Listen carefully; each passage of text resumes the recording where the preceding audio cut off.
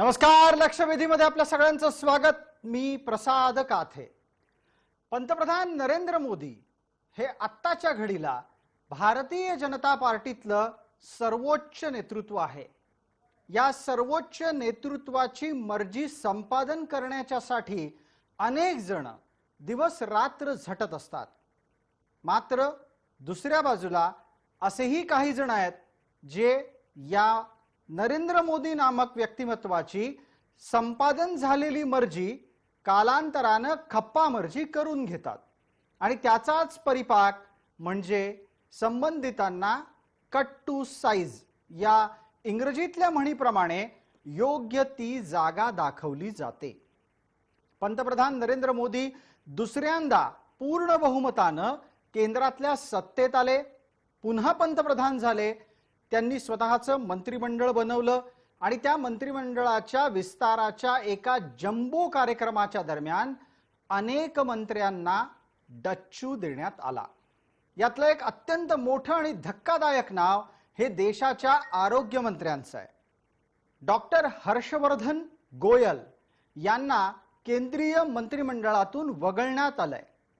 हर्षवर्धन गोयल हे कोरोना काळामध्ये कोरोनाच्या नियंत्रणाच्या साठीची केंद्राची भूमिका मांडत असताना असं अचानक काय झालं की हर्षवर्धन गोयल यांना केंद्रीय मंत्रिमंडळातून वगळलं गेलं असेल. मध्यंतरीच्या काळात रामदेव बाबांशी घेतलेला पंगा हा तर हर्षवर्धन यांना डच्चू देण्यामागचं कारण तर नसेल ना, हाही एक प्रश्न समाज माध्यमांमध्ये चर्चेला जातोय. दुसऱ्या बाजूला कोरोना काळामध्ये योग्य नियंत्रण, प्रभावी अंमलबजावणी आणि त्याचबरोबर अचूक भविष्य नियोजन ही त्रिसूत्री डॉक्टर गोयल यांच्याकडून अपेक्षेप्रमाणे पार पडली नाही का, हाही प्रश्न आहेच. देशात कोरोना विषयक विविध प्रकारचे प्रश्न उपस्थित होत असताना देशाच्या आरोग्य मंत्र्यांना बदललं जाणं हे बऱ्यापैकी सूचक आहे आणि चर्चेला वाव देणार आहे. एका बाजूला डॉक्टर हर्षवर्धन यांच्याबद्दलची ही कहाणी आहे, तर अशीच कहाणी महाराष्ट्रातल्या दोन मंत्र्यांबाबतची आहे.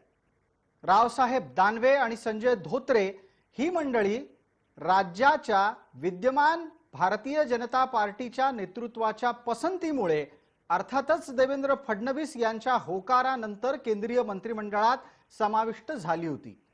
पण कोणतीही चमकदार कामगिरी न दाखवू शकलेल्या या दोघांना पंतप्रधान नरेंद्र मोदी यांनी डच्चू दिलेला आहे. असं म्हटलं जातं की पंतप्रधान नरेंद्र मोदी यांच्या मंत्रिमंडळात राहायचं असेल तर तुमची पीएच लेवल तुम्हाला हाय अर्थात उच्च पातळीची ठेवावी लागते. या पीएच लेवलच्या संदर्भातली व्याख्या करायची असेल तर P for performance, H for honesty. तुम्ही कसं काम करता आणि किती पक्षाच्या निष्ठेनं काम करता या गोष्टी तपासून तुमच्या प्रगती पुस्तकात मिळणारे शेरे हे तुम्ही मंत्रिमंडळात राहणार की नाही हे ठरवतात आणि त्याच दृष्टीने सगळ्यांची चर्चा करून पंतप्रधान नरेंद्र मोदी स्वतःचा निर्णय सुनावतात. याच निमित्तानं ज्या जवळपास डझनभर मंत्र्यांना पंतप्रधान नरेंद्र मोदी यांनी डच्चू दिलाय त्यातून नक्की काय संकेत दिला जातोय याची चर्चा करणं अत्यंत गरजेचं आहे. कारण येत्या काळात देशातल्या अत्यंत महत्त्वाच्या उत्तर प्रदेशासह इतरही काही अशांत टापू म्हणून गणल्या गेलेल्या राज्यांच्या निवडणुका आहेत आणि देशाची निवडणूक सुद्धा 2024 ला दिसत असली तरी पंतप्रधान नरेंद्र मोदी आणि केंद्रीय गृहमंत्री अमित शहा यांच्या नजरेच्या टप्प्यात ती एव्हाना आलेली असणार. लक्षवेधीची आजची चर्चा त्याच अनुषंगानं मोदींचं मंत्र्यांना डिस्क्या.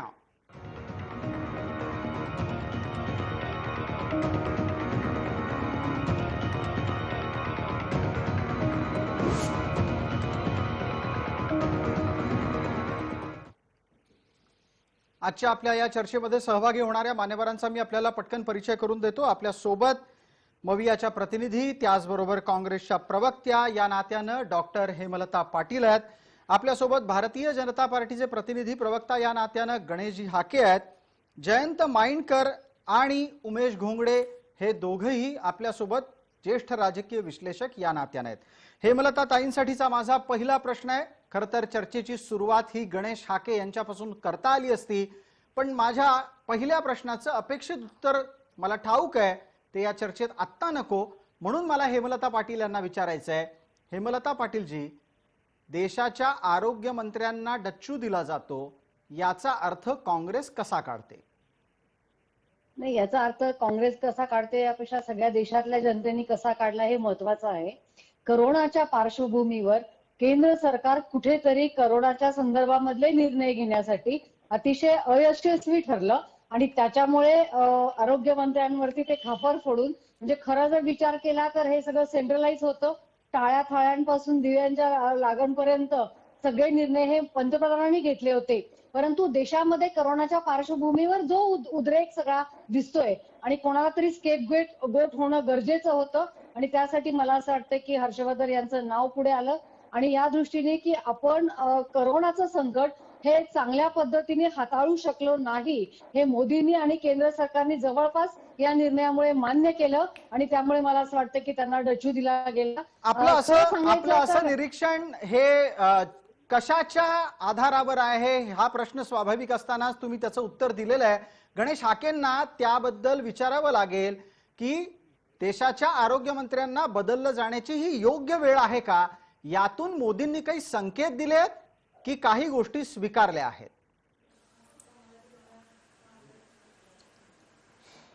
प्रसादजी,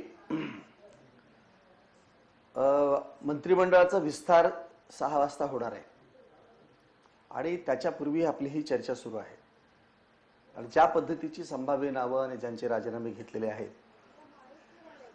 त्या अनुषंगाने आपली याची चर्चा आहे. मला असं वाटतं की कोणत्याही पक्षाचं सरकार जरी असलं तर शेवटी त्यांची टीम बनवण्याचा अधिकार त्या म्हणजे सरकारच्या पंतप्रधानांना असतो आणि म्हणूनच आता गेल्या म्हणजे आपलं हे 2019ला केंद्रात जेव्हा सरकार आलं त्याच्यानंतर मंत्रिमंडळामध्ये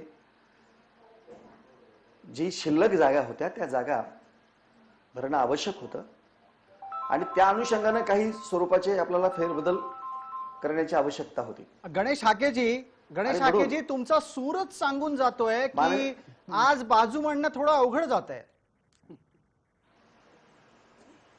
नाही, बिलकुल अवघड नाही प्रसादजी. एक दोन गोष्ट मी सांगतो तुम्हाला की अशा स्वरूपाच्या मंत्रिमंडळाचा विस्तार करण्याचा पूर्णतः अधिकार हा माननीय पंतप्रधानांना आहे आणि मला असं वाटतं की ते ज्या पद्धतीने ठीक आहे ना, आमच्या पक्षातलेच मंत्री जरी असतील तर ज्यांच्याबद्दल त्यांना असं वाटतं की नाही याच्यापेक्षा अधिक चांगलं काम करणारा माणूस इथं हवा आहे तर अशा वेळेला ते माननीय पंतप्रधान त्याला बदलू शकतात, बदलतात किंवा त्यांना वेगळ्या पद्धतीने. आपण गणेश हाके पटकन सांगून टाका. गणेशराव, आपण कृपया पटकन हे सांगा की थोड्या वेळापूर्वी काँग्रेसने जे आक्षेप नोंदवले की कोरोना काळातलं काम योग्य नाही अशा प्रकारचा संकेत यातून गेलाय, हे मान्य होतंय आपल्याला?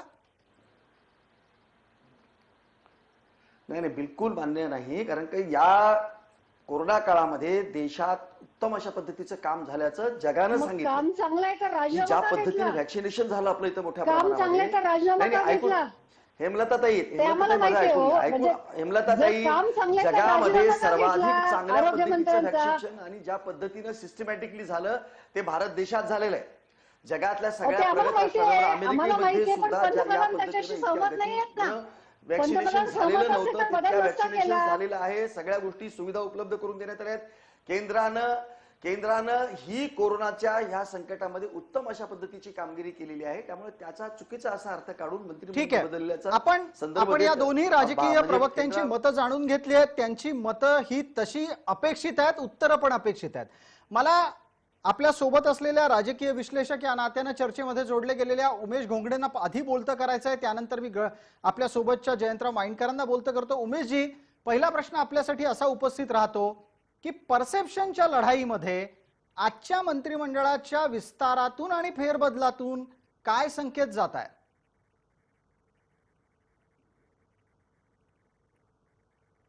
हॅलो, बिलकुल बोला उमेशजी, माझा आवाज पोहोचला असेल आपल्यापर्यंत अशी अपेक्षा आहे. मला पुन्हा एकदा प्रश्न सांगाल? बिलकुल बिलकुल. प्रश्न मी असा विचारला आपल्याला की परसेप्शनच्या लढाईमध्ये, प्रतिमा निर्माण करण्याच्या लढाईमध्ये आजच्या केंद्रीय मंत्रिमंडळातले फेरबदल, मंत्र्यांना दिलेला डच्चू, याच्यातून काय संकेत जात आहेत? प्रसादजी, मला असं वाटतं की परसेप्शनचा जर विचार केला तर एखाद्या मंत्र्यानं खूप चांगलं काम केलं असेल तर त्याला नॉर्मली आपल्या एकूण भारतीय राजकारणामध्ये बढती दिली जाते, त्याला शाबासकी दिली जाते. आता ज्याचा प्रामुख्याने जो उल्लेख होतोय, चर्चेचा जो सूर आहे, आता स्नेहलताताईंनी पण सांगितलं की डॉक्टर हर्षवर्धन यांनी जर खूप चांगलं काम केलेलं असतं तर त्यांना एकतर त्या जागेवर कायम ठेवलं असतं किंवा कदाचित त्यांना आणखी काही चांगली बढती देता आली असती. जी, कोरोनाच्या ऐन कालावधीमध्ये अजून कोरोनाची लढाई संपलेली नाही, असं असताना त्यांना बदललं, याचा अर्थ मोदींच्या परीक्षेमध्ये ते नापास ठरलेले आहेत. मग उमेश घोंगडे, याच वाक्याला धरून माझा पटकन एक उपप्रश्न आपल्यासाठी आहे. मोदी निर्णय घेत असताना कठोर राहतात, जे अपेक्षित आहे ते जो करत नाही त्याला बाहेरची वाट दाखवतात, असं समजायचं का? अगदी खरं आहे. मोदींबद्दल भारतीय राजकारणामध्ये काही बोललं जात असेल, काही मतं असली तरी प्रशासक म्हणून मोदी हे उत्कृष्टच आहेत. आणि तुम्ही आता म्हटला तसं ते कडक शिस्तीचे आहेत. त्यांच्या शिस्ती जो बसत नाही त्याला निश्चितपणे असा डच्चू मिळतोय, आज स्पष्ट झालेला आहे. आपल्यासोबत गणेश हाके आहेत. गणेश हाकेंना कदाचित हे विश्लेषण ऐकल्यानंतर थोडासा दिलासा मिळालेला असेल. गणेश हाकेजी, मोदींसारखा कुशल प्रशासक आणि कठोर निर्णय घेणारा माणूस ज्या वेळेला एखाद्या व्यक्तीला आपल्या मंत्रिमंडळातून दूर करतो तेव्हा ती खप्पा मर्जी आणखी किती दिवस चालते?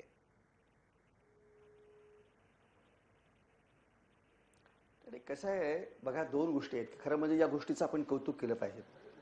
बिलकुल बिलकुल करतोच आहोत आपण. नरेंद्र मोदी यांचं एकमेव अशा पद्धतीचं सरकार आहे.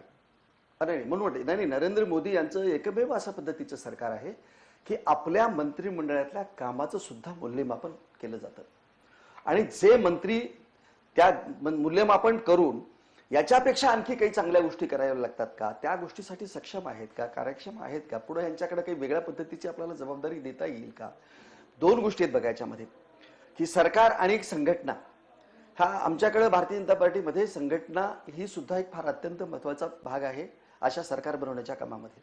आणि संघटना ही संघटनेमध्ये ज्यांचं उत्कृष्ट अशा पद्धतीचं चांगल्या पद्धतीचं काम आहे अशा लोकांना सुद्धा, की जे ज्या कार्यकर्त्याचा आपल्या याच्यामध्ये सरकारमध्ये त्याचा अधिक उपयोग होऊ शकतो, अशा पद्धतीच्या सूचना हे आमची संघटना करत असते.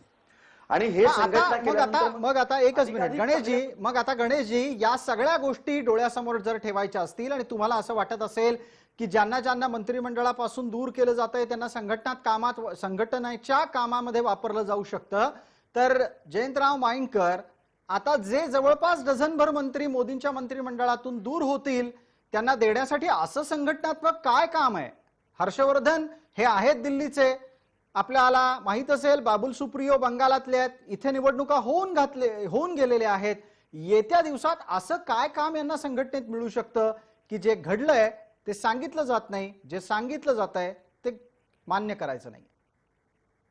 तुमच्या नेमक्या प्रश्नाचं उत्तर देतो, पण आपल्या डिस्कशनचं जे टायटल आहे ते त्याच्यावर मात्र फक्त एका वाक्यात कॉमेंट देतो. तुम्ही सांगितलेलं आहे की मोदींचं मंत्र्यांना ढिशक्याव.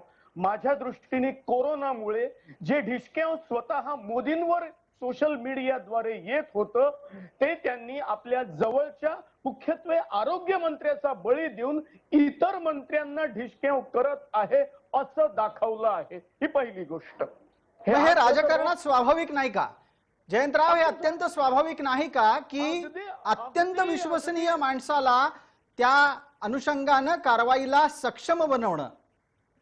नाही, मी अत्यंत विश्वसनीय नाही, मी म्हणतोय अत्यंत स्वाभाविक आहे की आपला बळी जात असताना स्वतःची कातडी वाचवण्याकरता आपल्या जवळच्या इतर व्यक्तींचा बळी देणं हे स्वाभाविक आहे राजकारणात, हे मी मान्य करतो. गणेश हाकेंना पटतंय का? पटकन गणेश हाकेंची प्रतिक्रिया येईल यावर. नाही, दोन गोष्टी आहेत त्याच्यामध्ये, की बघा प्रसादजी, की आपण एकाच मंत्र्याच्या बद्दल चर्चा करतो आहे. नाही नाही, आपण आणि करणार आहोत एकूण गणेशजी, 39 आपण सगळ्यांबद्दल मंत्र्यांचा चर्चा करणार आहोत. पण संघर्ष देशाचा पद्धती. आरोग्यमंत्री कोरोना काळात बदलला जात असेल तर ती सगळ्यात मोठी बातमी नाही का गणेशराव? मी तुम्हाला पुन्हा सांगतो की तुम्ही जे म्हणता आहात ना, नाही नाही प्रसादजी, मी तुम्हाला काय म्हणतो की म्हणजे डॉक्टर हर्षवर्धन यांचं काम चांगलं नसल्यामुळं त्यांना मंत्रिमंडळातून वगळलं, जे आपलं असं जे म्हणणं आहे किंवा आपले पत्रकार आमचे माइंडकर साहेब वगैरे आहेत त्यांचं जे म्हणणं आहे ना, ते मला वाटतं चुकीचं आहे की त्यांनी इतकं चांगलं काम केलं हर्षवर्धननी त्यांना, की त्यामुळे तर जगातल्या आरोग्य संघटनेने त्यांच्या अध्यक्षपदी त्यांची निवड केली, त्यांचा एवढा गौरव केलेला आहे त्यांचा. तुम्हाला सांगतो की या देशामध्ये त्यांनी कोविडचं काम हे उत्कृष्ट पद्धतीने हाताळलं, चांगलं केलं. जगामध्ये सर्वाधिक चांगल्या पद्धतीचं काम या देशामध्ये झालं. त्यामुळे त्यांचं काम चांगलं नव्हतं म्हणून त्यांना वगळण्यात आलेलं आहे, असा आपण निष्कर्ष काढणं अत्यंत चुकीचं आहे. तुम्हाला माइंडकरांना मुद्दा पटत नाहीये, स्वाभाविकरित्या त्यांची एक प्रतिक्रिया पटकन 30 सेकंदात घेऊयात. असं आहे बीजेपीच्या बाबतीत कुठलीही घटना घडली की विश्लेषक किंवा अपोजिशननी काहीही प्रतिक्रिया देण्याच्या आधी अहो तुमचं म्हणणं काय आहे या विषयावर, तुमचं अनालिसिस काय आहे असं यांना विचारायचं आणि मग आपण त्याची उत्तरं द्यायची. आता मी 2002 सालची एक घटना सांगतो. प्रमोद महाजन जे त्या काळातले जवळपास नंबर 3 चे मानले जायचे, वाजपेयी अडवाणी यांच्या नंतर त्यांचं स्थान होतं, त्यांना अचानक प्रकारे काढून टाकण्यात आलेलं होतं आणि त्यांना मात्र ज्या दुपारी काढण्यात आलं आणि संध्याकाळी ते पुन्हा बॅक टू पॅव्हेलियन राजस्थान मध्ये ते निवडणुकीचे इन्चार्ज म्हणून गेले.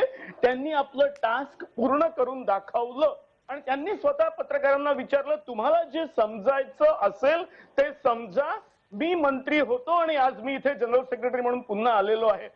यात एका गोष्टीच्या बाबतीत आपल्याला चर्चा करावी लागेल आणि हेमलता पाटील, मी आपल्यापर्यंत यायच्या आधी हा विषय उमेश घोंगडेंकडे नेऊ इच्छितो आणि तो असा आहे, उमेशजी, ज्या पद्धतीनं मंत्रिमंडळातून दूर केल्याच्या नंतर संबंधित माणूस हा संघटनेसाठी पूर्ण वेळ उपलब्ध राहतो, तो संघटनेसाठी वेळ देतो, हे भाजपचं वेगळेपण नाही का? मला असं वाटतं की निश्चितपणे हे भाजपचं वेगळेपण आहे. तुम्हाला जर आठवत असेल तर मध्य प्रदेशाच्या राजकारणामध्ये जवळपास 10-12 वर्षे जे कैलास विजयवर्गीय मंत्री होते त्यांना अचानक एक दिवस त्या मंत्रिपदाचा राजीनामा देऊन पश्चिम बंगालमध्ये काम करावं लागलं. ही परंपरा मी एक उदाहरण देतो आहे, पण अशी अनेक उदाहरणं भाजपच्या इतिहासात आहेत. संघटना, सत्ता, सत्तेतनं पुन्हा संघटना, असं भाजपमध्ये मला वाटतं इतकी चांगली परंपरा भाजप इतर कुठल्या पक्षात नसावी. आणि त्याच निमित्तानं उमेशजी घोंगडे, भारतीय जनता पार्टीच्या कार्यालयात तुम्ही जर कधी गेला असाल तर निश्चितच तिथे एक त्रिसूत्री लिहिलेली असते, राष्ट्र प्रथम, नंतर संघटना, शेवटी मी. गणेश हाके, ही त्रिसूत्री वारंवार मध्ये मध्ये आठवण करून द्यावी लागते का काही जणांना, म्हणून त्यांना मंत्रिमंडळातून काढावं लागतं, घ्यावं लागतं, असं काही असतं का? बरोबर आहे, बरोबर आहे.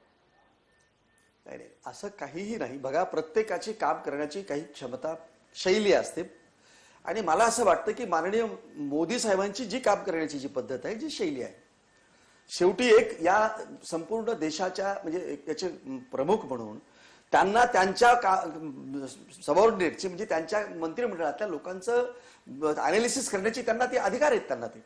आणि त्यांना जेव्हा असं वाटतं की नाही की याच्यापेक्षा आपल्याला काहीतरी वेगळं याच्यात बदल करण्याची आवश्यकता आहे, त्यावेळेला माननीय नरेंद्र मोदी साहेब, तुम्हाला बघितलं असेल तुम्हाला की इथं आमच्याकडे कुठल्याही पद्धतीचा, नाहीतर तुम्हाला बाकीच्या इतर पक्षांमध्ये फलाण्याचा मुलगा आहे त्याला मंत्री करायचंय, तो ज्याचा हे आहे तो त्याला मंत्री करायचंय, प्रस्थापित बनायचा किंवा ज्याला परंपरा नावाचा जो प्रकार आहे तो आमच्याकडे असा नाही. आमच्याकडे काम करा, उत्कृष्ट काम करा, तुमच्या कामाला म्हणजे इथं मोल असतं इथं किंवा त्याला किंमत आहे, गुणवत्तेला किंमत आहे. इथं तुम्ही कुठून आलात, कुठल्या पक्षाचे आहात, कुठल्या जातीचे आहात, कुठल्या धर्माचे आहात किंवा कुणाचे तुम्ही वारसदार आहात, याला या भारतीय जनता पार्टीमध्ये महत्व आहे. गणेश हाकेंच्या या आदर्शवत वक्तव्यावरची एक अत्यंत पटकन प्रतिक्रिया आपल्याला अपेक्षित आहे, ती डॉक्टर हेमलताताई पाटील यांच्याकडून. नाही, आता हे भाजपचे प्रवक्ते आहेत त्यामुळे ते तसं बोलणार, त्याच्याबद्दल काही वाद नाहीये. परंतु ज्या पद्धतीने ते भाजपच्या बद्दल बोलतायत मला खरंच गंमत वाटते.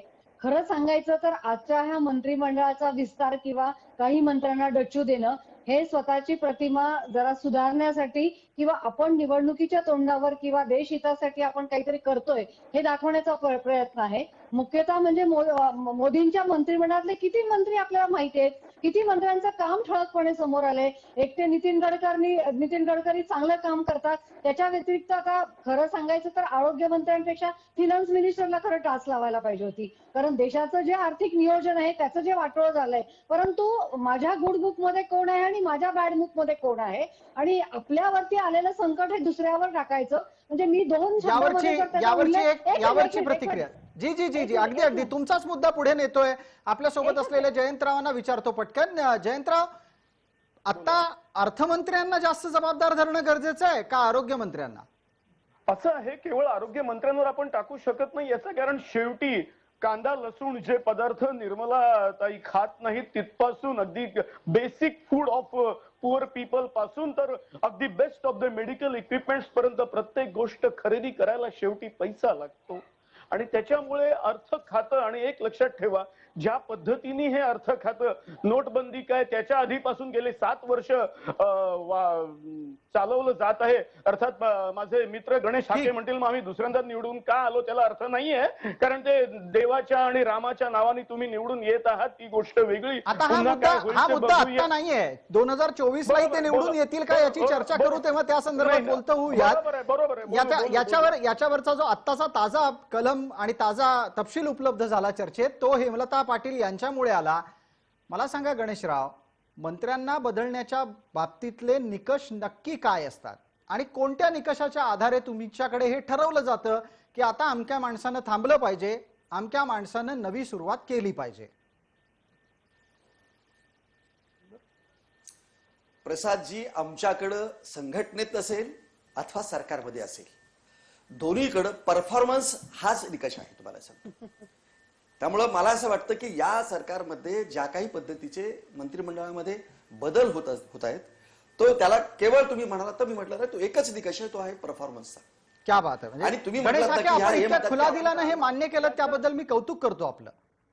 नाही स्वच्छ करण्यासाठी तुम्ही जे नाही, आता आमचे हेमलता ताई वगैरे म्हणाल्या की आपली प्रतिमा मलिन झालेली प्रतिमा स्वच्छ करण्यासाठी असं इतरांचा बळी देण्याचा जो प्रकार असे म्हणतात, सांगतो अहो मोदी साहेबांची प्रतिमा इतकी स्वच्छ, इतकी म्हणजे त्याला काय म्हणतो आपण की सूर्याच्या तेजासारखी त्यांची प्रतिमा आहे जगामध्ये. तुम्ही काही म्हणालात तर काय, पण जगामध्ये ज्या पद्धतीचं एक वलय आणि जी प्रतिमा आहे त्या प्रतिमेसाठी त्याच्यासाठी तुम्हाला सांगतो की अशा पद्धतीच्या ह्या गोष्टी, एखाद्याचा बळी देणे किंवा एखाद्याला काढून टाकणे असल्या ह्या इतक्या लहान गोष्टी तुम्ही मला सांगतो त्या कारणीभूत ठरत नाहीत की नाही, असत नाहीत आमच्या, म्हणजे की त्या फार मोठ्या गौर बाबी आहेत त्या.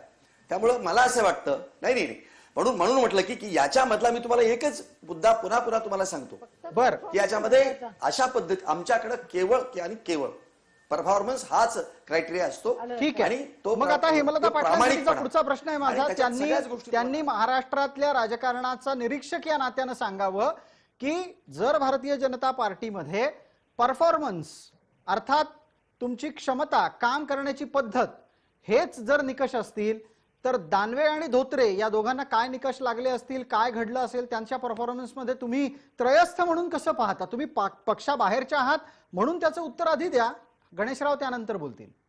नाही, मी सिरियसली सांगते, म्हणजे मला याच्यामध्ये भारतीय जनता पक्षावर टीका करायची नाहीये, परंतु परफॉर्मन्स वगैरे ह्या गोष्टी फार महत्वाच्या नाहीयेत. सगळ्यात महत्वाचं म्हणजे युपीतल्या येणाऱ्या निवडणुका, त्याच्यामधली सगळी समीकरणं, त्याच्यामध्ये कोणाला प्रतिनिधित्व दिलं पाहिजे. बंगालची निवडणूक संपली, आता बंगालकडे फार लक्ष द्यायची गरज नाही.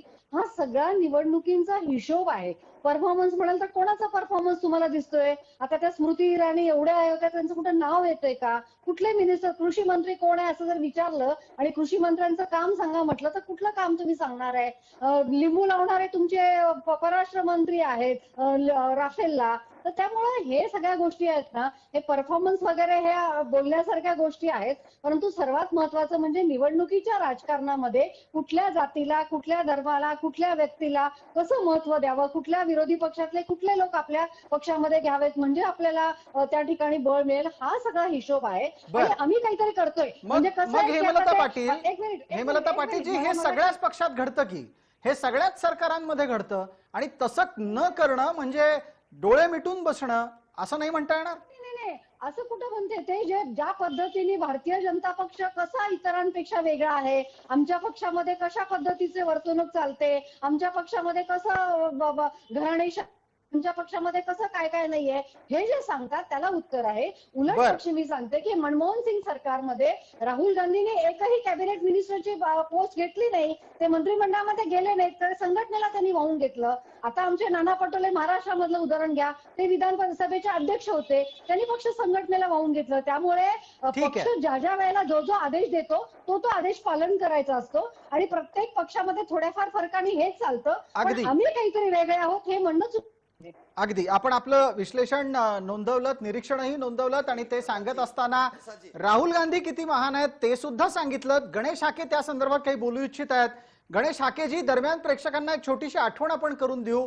मनमोहन सिंगांच्या सरकारमध्ये राहुल गांधी गेले नाहीत, पण त्या सरकारला बाहेरून नियंत्रित करत असताना पंतप्रधान मनमोहन सिंगांनी केलेल्या कायद्याचा कागद फाडून टाकण्याचा पराक्रम त्यांनी दाखवला होता. फाडून टाकला. कसं आहे, दोन गोष्टी आहेत. हेमलताताईला मला मुद्दाम काही गोष्टींची कॅबिनेट आठवण मिनिस्टर करून बद्दल द्यायची. चाललेलं आहे. आमचे तुम्ही माननीय नरेंद्र मोदी साहेबांनी काही मंत्र्यांना आपल्या मंत्रिमंडळातून वगळलं. त्याचं मी तुम्हाला एक कारण सांगितलं की आमच्याकडे काम चालतं, बाकीच्या गोष्टी कुठल्याच चालत नाही. परफॉर्मन्स अत्यंत महत्वाचा आहे. आणि ऐकून घ्या, पण तुमच्याकडे मी तुम्हाला सांगितलं ना की युपीएच्या सरकारमध्ये प्रसादजी, मुद्दाम त्यांना मी आठवण करून देऊ, ताई विसरले असतील कदाचित त्या सोयीस्करपणे, की त्यांच्या मंत्रिमंडळामध्ये युपीच्या मंत्रिमंडळातले 12 मंत्रिमंडळातल्या मंत्र्यांच्या वरती तुम्हाला सांगतो की फौजदारी होऊन ते म्हणजे जेलमध्ये एक मिनिट असं काही आमच्या मंत्रिमंडळाच्या मंत्र्यांच्या बाबतीत कुठे घडलेलं आहे का? काही आरोप आहेत का? नाही ऐकून घ्या हेमलताताई, अहो नाही ऐकून घ्या ताई, ऐकून घ्या. तुम्ही इतके तुम्ही नाही मला सांगतो, तुम्हाला इतकी गेंड्याची कातडी आहे तुमची की अहो जेलमध्ये जाऊन आलेल्या लोकांना सुद्धा तुम्ही मंत्रिमंडळात घेतलंय. आणि तुम्हाला नाही, जेलमध्ये जाऊन आलेल्या लोकांना सुद्धा तुम्ही पुन्हा मंत्रिमंडळात घेतात तर सन्मान देतात. भारतीय जनता पार्टी अशा भ्रष्ट असलेल्या मंत्र्यांना कोणाचाही कारभार जर समजा नाही तो भ्रष्ट असेल, तो अप्रामाणिक असेल तर त्याला सत्तेत ठेवत नाही, मंत्रिपदावर भारतीय जनता पार्टी ठेवत नाही. तुम्हाला सांगतो की क्षुल्लक त्याचा परफॉर्मन्स नसेल, जनतेने तुला त्याच्यासाठी निवडून दिलं, तुम्हाला मंत्री जनतेची सेवा करण्यासाठी दिले आणि ती जर तुम्ही करत नसाल तर तुम्हाला मंत्रिमंडळात राहण्याचा अधिकार नाही. इतक्या स्वच्छ आणि प्रामाणिक इथून हे मंत्रिमंडळ तुम्हाला सांगतो की त्याच्यामध्ये बदल केले जातात. हाकेजी, हाकेजी, माझा आपल्याला एक प्रश्न आहे. आपण वारंवार एका गोष्टीचा पुनरुच्चार करता आहात, एक गोष्ट मांडता आहात की परफॉर्मन्सच्या आधारे मंत्रिमंडळात कोण राहील कोण राहणार नाही ते ठरतं. आपल्याकडे रावसाहेब दानवे आणि धोत्रे या दोघांना डच्चू देण्याच्या बाबतीतली काय माहिती आहे, काय कारण आहेत?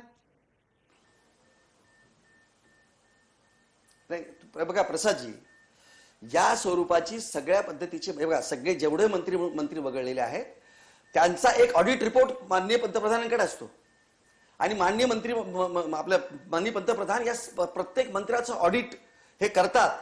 कामाचं ऑडिट आमच्याकडे होतं, मी तुम्हाला पुन्हा सांगतो तुम्हाला.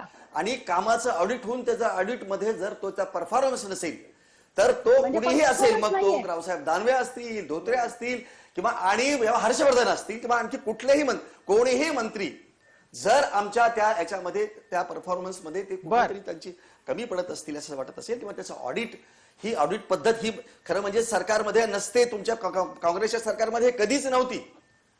आमच्याकडे हे ऑडिट आहे, कामाचं ऑडिट केलं जातं. त्याच्या आपण उमेश घोंगडेंकडे जातो, सगळ्याच गोष्टीचं उमेश घोंगडेंना बोलतं करतो. उमेश घोंगडे, गणेश हाके यांनी फारच प्रामाणिकपणे अनेक गोष्टी मान्य केलेल्या आहेत आणि त्या धाडसासाठी त्यांचं कौतुक करावं लागेल आपल्याला परत एकदा. खरंय प्रसादजी, त्यांनी जे सांगितलं की मोदी सरकारमध्ये सर्वात महत्वाचा घटक असतो म्हणजे मंत्र्यांचा परफॉर्मन्स. पीएम ऑफिस कडनं कोणता मंत्री रोज काय करतोय, किती काम करतोय, कोणाला भेटतोय, कोणते निर्णय घेतोय त्याची सगळी नोंद ठेवली जाते असं सांगतात. आणि आता हाकेजींनी जसं सांगितलं की परफॉर्मन्स हाच महत्वाचा आहे. त्यामुळे निश्चितपणे हे जे कोणी काढलेले लोक आहेत, ज्यांना मंत्रिमंडळातनं काढलेलं आहे, विशेषतः आपण हर्षवर्धन यांच्या संदर्भानं बोलतोय, तर निश्चितपणे ते कमी पडले आहेत म्हणून त्यांना काढण्यात आलंय की आता हाकेजींनी पण मान्य केलेलं आहे.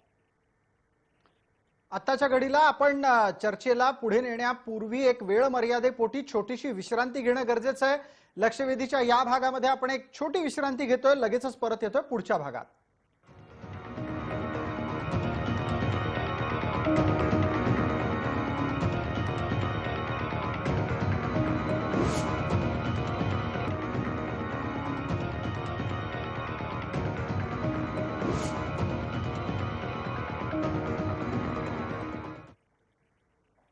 नमस्कार. लक्षवेधीच्या या भागामध्ये आपल्या सगळ्यांचं स्वागत. आपण चर्चेला पुढे नेत असताना राजीनाम्याच्या बाबतीतली यादी हनुमानाच्या शेपटाप्रमाणे वाढतच जातीये.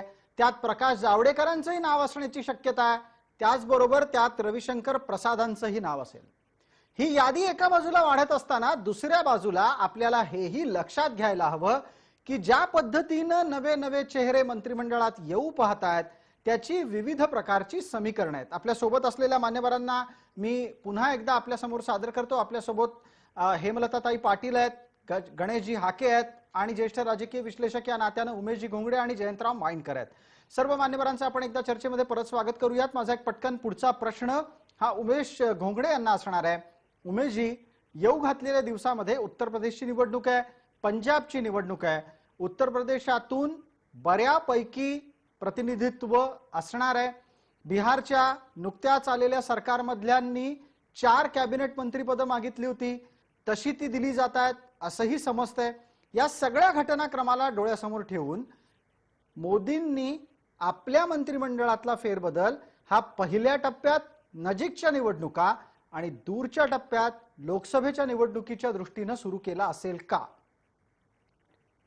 प्रसादजी, तुम्ही आता म्हटला, तुम्ही ज्या 2 गोष्टी सांगितल्या त्या अगदी खरोखर आहेत. कारण जावडेकर आणि रविशंकर प्रसाद ही 2 नावं जर त्याच्यामध्ये खरोखरच असतील तर निश्चितपणे 2024 आणि ती उत्तर प्रदेशची विधानसभा या 2 गोष्टी, या 2 निवडणुका निश्चितपणे मोदींनी फारच सिरियसली घेतलेल्या दिसत आहेत. कारण प्रकाश जावडेकर आणि रविशंकर प्रसाद या अलीकडच्या काळात त्यातल्या त्यात ज्यांची नावं सातत्यानं वारंवार आपण ऐकतो, काही केंद्र सरकारमध्ये काही भूमिका बजावतात असं दिसतंय.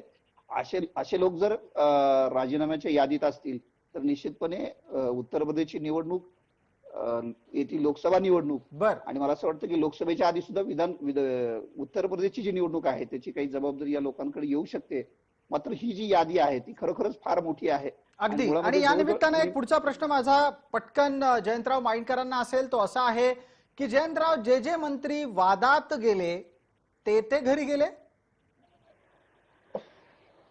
जे वादात गेले असे घरी गेले म्हणण्यापेक्षा ज्यांच्या कामावर मीडियामध्ये मोठ्या प्रमाणात आरोप झाले ते घरी गेले आणि तशामध्ये हेल्थ मिनिस्टर होते. आणि मला एक दुसरी आठवण करून द्यायची आहे, ती म्हणजे अर्णब गोस्वामींनी लाईव्ह डिस्कशन मध्ये प्रकाश जावडेकरांना उद्देशून काय शब्द म्हटलेला होता, मला वाटतं तो सर्वश्रुत आहे. तो आपल्यासारख्या जे पत्रकारितेची काही मर्यादा ओळखून पत्रकारिता करतात त्यांनी वापरू नये, परंतु माझ्या माहितीप्रमाणे तो आपल्यालाही माहिती आहे आणि मलाही माहिती आहे, पण मी तो वापरत नाही. तर त्याच्यामुळे अशा प्रकारचे शब्द ज्यांच्याबद्दल वापरले गेले अशा लोकांना दूर ठेवले गेले. याचा अर्थ मोदी आपल्या मंत्र्यांना किती व्हॅल्यू देतात हाही एक प्रश्नच आहे. ठीक आहे, गणेशरावांकडे याचं उत्तर असेल. गणेशराव, याचं उत्तर द्या आपण. नाही प्रसादजी, मी तुम्हाला पुढे सांगितलं की कोण व्यक्ती कोण आहे आणि तो कुठले, त्याची पार्श्वभूमी काय आहे, हे याला काही घेणदेण नाही आमच्या सरकारमध्ये. आमच्या सरकारमध्ये आज तो कुठल्या पद्धतीचं, कशा पद्धतीचं, किती चांगलं उत्तम आपल्या पद्धतीचं काम करतोय एवढ्यालाच महत्व दिले जातं. कसं आहे की ज्या विश्वासानं या देशातल्या जनतेने भारतीय जनता पार्टीला स्पष्ट बहुमतानं निवडून दिलेला आहे, इतका मोठा विश्वास टाकलेला आहे, तेव्हा जनतेची सेवा करणं, जनतेच्या मनाप्रमाणे की त्यांना कुठेही त्यांना असं वाटू नये की आपण फार चूक केली असं वाटता कामा नये. या गोष्टीची काळजी घेत माननीय नरेंद्र मोदी आपल्या उत्तम कशा पद्धतीचं प्रशासन असेल, उत्तम पद्धतीचं आपलं सरकार कसं असेल, याच्यासाठी ते इतके म्हणजे काळजीपूर्वक सगळ्या गोष्टी एक देशाचे प्रमुख म्हणून, सरकारचे प्रमुख म्हणून ते पाहत असतात. आणि मला असं वाटतं की ही पद्धत यापूर्वीच्या कुठल्याही 70 वर्षाच्या देशातल्या सरकार, आपल्या सरकारमध्ये अशा पद्धतीची पद्धत नव्हती. थोडक्यात गणेश हाकेजी सांगतात की जे 70 वर्षात घडलं नाही ते आता घडू पाहतंय. हेमलता पाटलांकडे याचं उत्तर असू शकतं. हेमलताताई, माझा प्रश्न पोहोचलाय आपल्याला. गणेश हाके जे बोलत होते तेही ऐकायला आलंय का? हो, आपला प्रश्न काय होता? जी, मी असं आपल्याला विचारू इच्छित होतो. गणेश हाकेंचा दावा आहे की जे 70 वर्षात भारतात घडलं नाही ते आता घडू पाहत आहे. यावर आपलं निरीक्षण आणि आपली प्रतिक्रिया.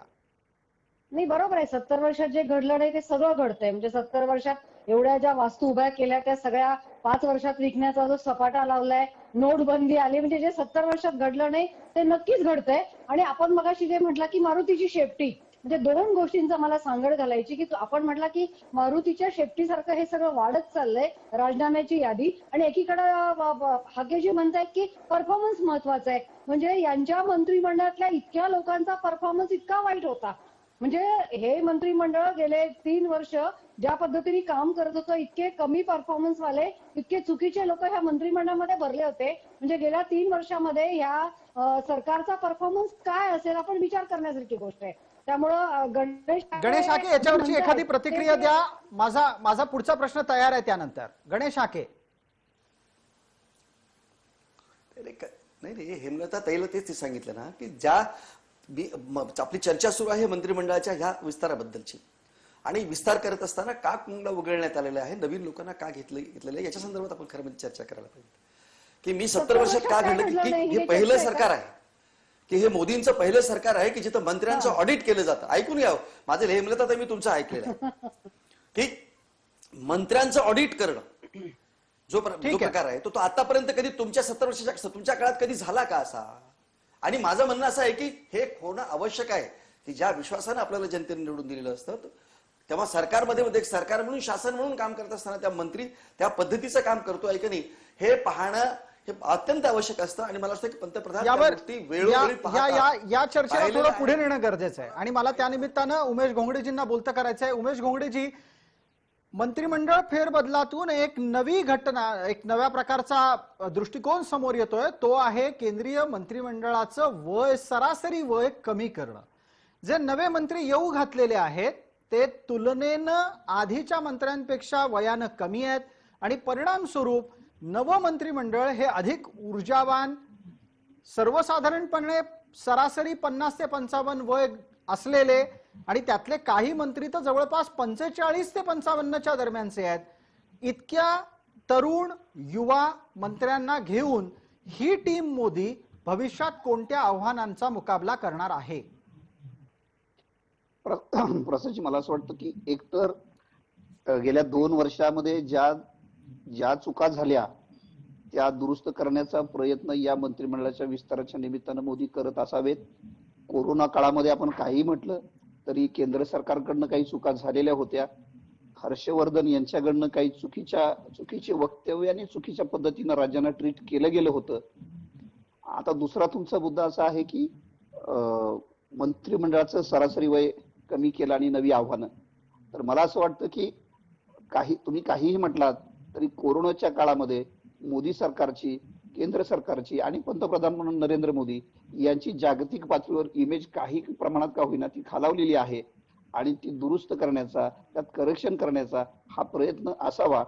दुसरी गोष्ट, लोकसभेची येती निवडणूक जी आणखी जवळजवळ 3 वर्ष आहेत आणि त्या आधीची जी ज्याला आपण मिनी लोकसभा म्हणू ती उत्तर प्रदेश विधानसभेची निवडणूक ही केंद्र सरकारच्या दृष्टीने फार महत्वाची आहे.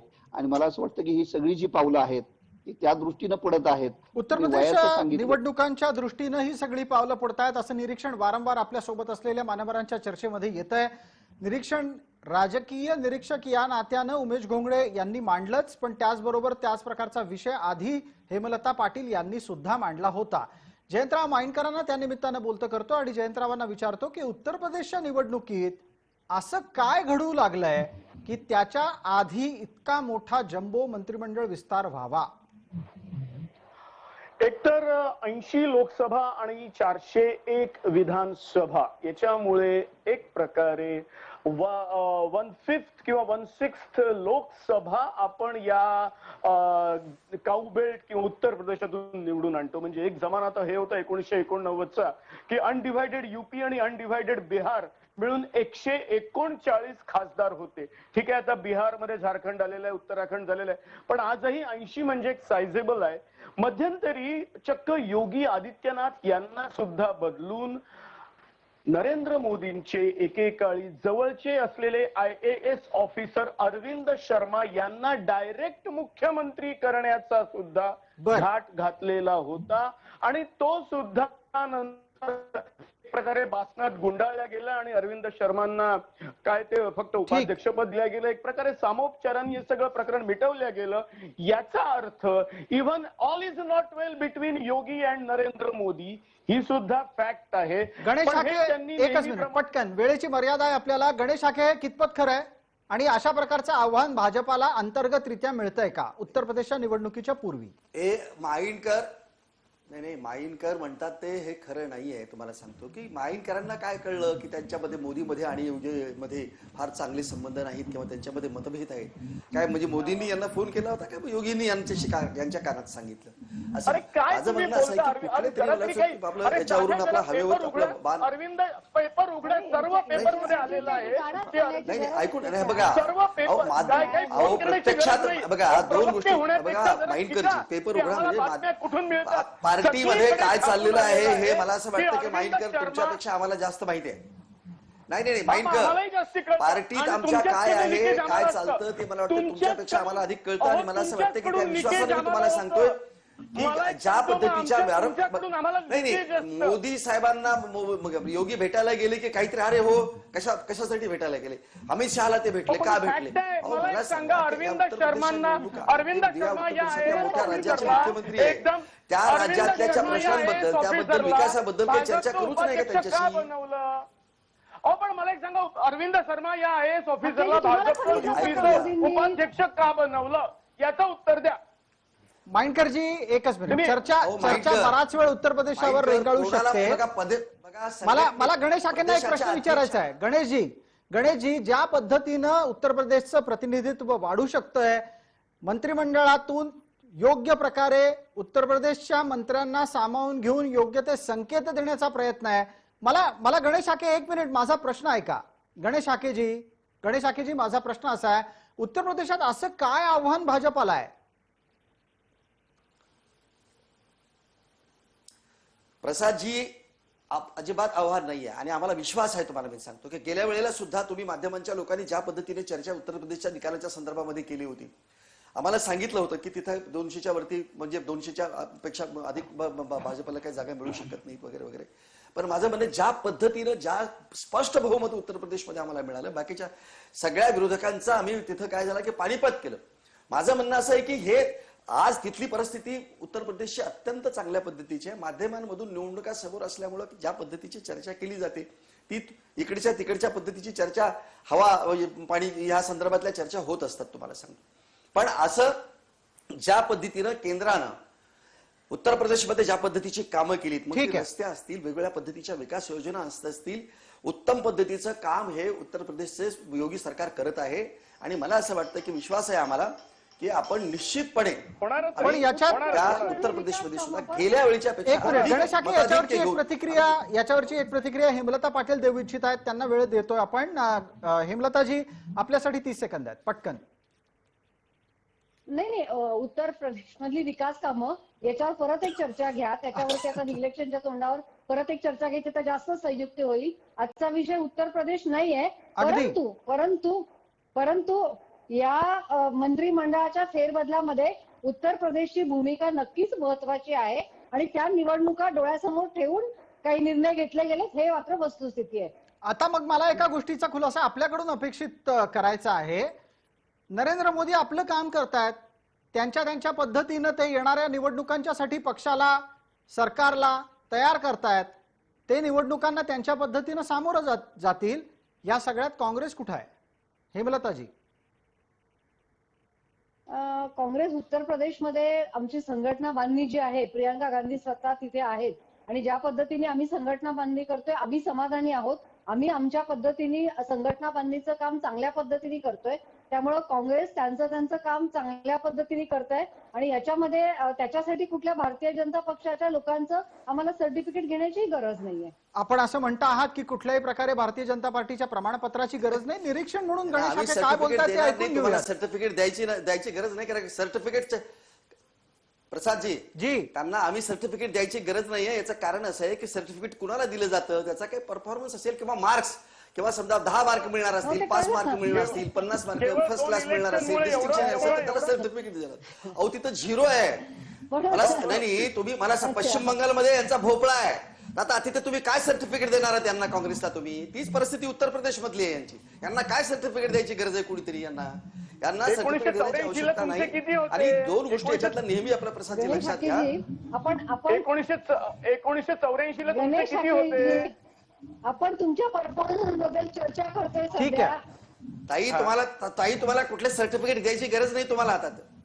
एक मिनिट, बरं का? चर्चेला त्याचं- थोडं पुढे नेण्याची गरज आहे. आपल्यासोबत उमेश घोंगडे आहेत. उमेश घोंगडे, वेळेची मर्यादा पाळून एका गोष्टीकडे आपल्याला आणू इच्छितो. ती अशी आहे, थोड्या वेळापूर्वी आपल्याही चर्चेत तो मुद्दा आला होता, त्याची थोडी विस्तारानं चर्चा गरजेची आहे. ती अशी की पंतप्रधान नरेंद्र मोदी आजच्या मंत्रिमंडळ फेरबदलातून 2024च्या तयारीला लागलेले आहेत. प्रसादजी, निश्चितपणे ज्या पद्धतीनं मंत्रिमंडळाचा विस्तार, बोला उमेशजी, बोलत राहा, आपला आवाज नीट येतोय.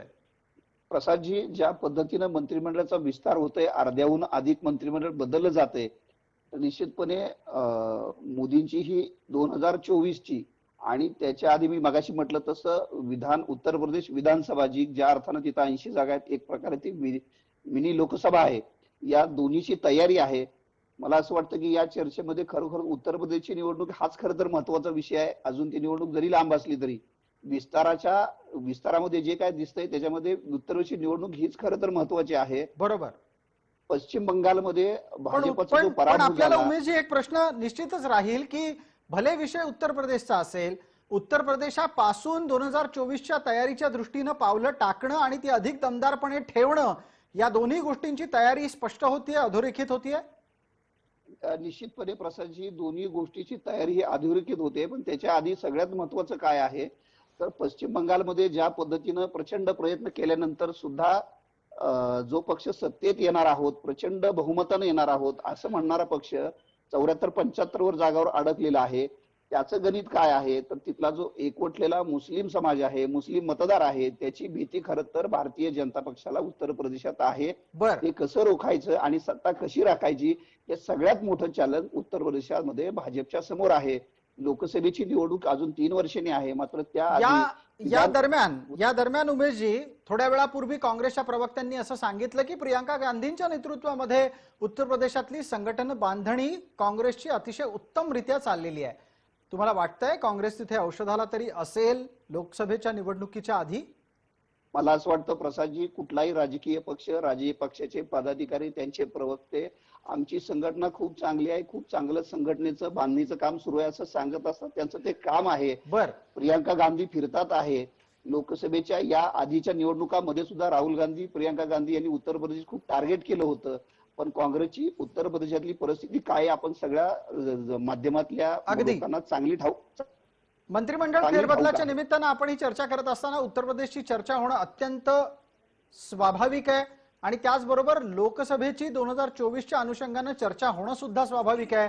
जयंतराव माइंडकरांना बोलतं करतो, काँग्रेस उत्तर प्रदेशामध्ये ताठ मानेनं, कडक पाठकण्यानं उभी का राहू शकत नाही? 1989 नंतर काँग्रेस उभी राहू शकलेली नाही ही वस्तुस्थिती आहे. आणि 1989 ते आतापर्यंत जर काय अर्धा काळ समजा काँग्रेस केंद्रातल्या सत्तेपासून दूर असेल तर त्याला कारण सुद्धा उत्तर प्रदेशातला काँग्रेसचा परफॉर्मन्स. आणि याचं सरळ कारण असं आहे की उत्तर प्रदेशातली यादव आणि मुस्लिम मतं ही समाजवादी पार्टीकडे गेली, दलित मतं ही बहुजन समाज पार्टीकडे गेली, तर उच्चवर्णीय मतं ही भाजपकडे गेली आणि काँग्रेसच्या हातात काहीही राहिलं नाही ही वस्तुस्थिती आहे. आता त्याच्याकरता काँग्रेसला जी काही आपली उरली सुरली ताकद आहे, अगदी प्रियंका गांधी आल्या त्यांच्या नेतृत्वाखाली जरी झालं तरी सुद्धा समाजवादी पार्टी, बहुजन समाज पार्टी, अजित सिंग ज्यांचा मृत्यू झालेला तरी पण त्यांच्या पक्षाचं उत्तर प्रदेशात जे काही प्राबल्य आहे यांचं सहाय्य घेत जर काँग्रेसनी एकाच एक अशी लढत करून या 4 पक्षांच्या साह्याने जर काही आव्हान उभं केलं योगींच्या समोर, तर कदाचित आपल्याला यावेळेस चांगला परफॉर्मन्स दिसू शकतो. ही वस्तुस्थिती आहे. उगाच दिवा स्वप्न मी पाहणार नाही. जी वस्तुस्थिती आपण उत्तर प्रदेशातली परिस्थिती स्पष्टपणे डोळ्यासमोर आणलीत. मोदींच्या मंत्रिमंडळातल्या फेरबदलाच्या निमित्तानं या चर्चेत उत्तर प्रदेशचाही मुद्दा आला, लोकसभेचाही मुद्दा आलाय. लोकसभेच्या मुद्द्याच्या अनुषंगानं गणेश हाकेंना विचारू इच्छितो की गणेश हाके, ज्या मंत्र्यांना आता मंत्रिमंडळातून दूर केलेलं आहे त्यांना लोकसभेच्या दृष्टीनं संघटनात्मक काय जबाबदाऱ्या दिल्या जाऊ शकतात?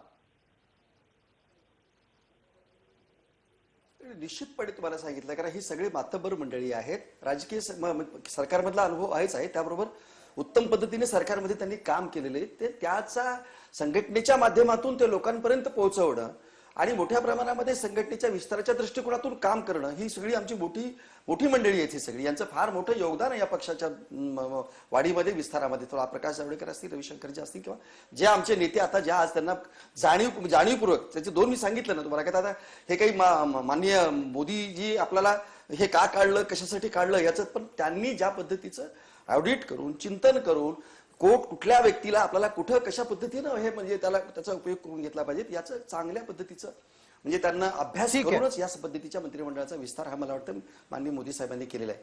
आणि त्यामुळे मला असं वाटतं की आपण की या गोष्टीकडे कारण कसं कशा पद्धतीने निवडणुका म्हणून हे मंत्रिमंडळाचा विस्तार, मग निवडणुका म्हणून त्याला असं केलं तसं केलं, निवडणुका एवढंच नाही तर आम्हाला एक उत्तम अशा पद्धतीचं शासन, उत्तम अशा पद्धतीचं म्हणजे सरकार या जनतेला द्यायचं आहे की ज्या लोकांनी आमच्यावरती विश्वास टाकलेला. हाकेजी, वेळेची मर्यादा आहे. मला हेमलता पाटील यांना विचारायचंय. हेमलता ताई, या सगळ्यामध्ये काँग्रेस कुठे आहे? काँग्रेस काय तयारी करते 24ची आणि उत्तर प्रदेशची पण?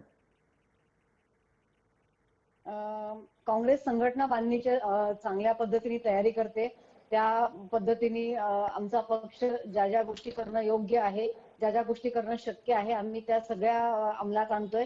संघटना बांधण्यासाठी आणि संघटना चांगल्या पद्धतीने, काँग्रेसची संघटना नाही असं मुळीच नाहीये, परंतु त्या संघटनेला रिशफल करण्याचं काम हे चांगल्या पद्धतीने होतंय. आणि आता मगापासून जे हाके भाजपच्या संघटनेबद्दल सांगतायत, मला सांगा, आता बंगालचं उदाहरण घ्या. पश्चिम बंगालमध्ये तुम्ही जर विचार केला तर इतर पक्षात आलेले किती लोक घेतले, म्हणजे यांची संघटना बांधणं म्हणजे काय आहे? यांची संघटना बांधणी म्हणजे त्या पक्षातले स्ट्रॉंग लोक आपल्या पक्षामध्ये घ्यायचे, त्यांना तिकीटं द्यायची आणि त्यांना त्या दुसऱ्या लोकांच्या विरुद्ध उभं करायचं. त्यामुळे हेमलता पाटील, हे स्वाभाविक आहे ना राजकारणामध्ये? हे राजकारणात अत्यंत स्वाभाविक झालंय. हे राजकारणामध्ये हे स्वाभाविक कुठल्या लेवलपर्यंत असावं, कुठल्या लेवलपर्यंत असावं, म्हणजे जो आपल्या बरोबर येत नाही त्याची ईडीची चौकशी लावा, त्याच्यावरती सीबीआयची कारवाई करा. तेही जर नाही मांडलं तर त्याला आणखीन काही आमिष दाखवा, त्याला आपल्या पक्षामध्ये. तुम्ही पश्चिम बंगाल बघा आणि सगळ्याच राज्यांमध्ये बघा. आता हे दानवे जे एवढे बोलतायत, त्यांना विधानसभेचं तिकीट मिळालं होतं का विचारा. त्यांचं विधानसभेचं तिकीट कोणामुळे कट झालं तर ते पण विचारा. मुलाला दिलं होतं, त्यांच्या मुलाला दिलं होतं. आपल्याला हेमलताजी, आपल्याला वेळेची मर्यादा आहे. हेमलताजी, आपल्याला वेळेची मर्यादा आहे. सॉरी हाकेंबद्दल बोलते मी, हाकेंबद्दल बोलते. हाकेंबद्दल बोलण्याच्यासाठी वेगळी अर्धा तासाची चर्चा घेऊ आपण कधीतरी. हाकेंबद्दल स्वतंत्रपणे अर्धा तासाची चर्चा होईल. आजच्या घडीला वेळेची मर्यादा आहे.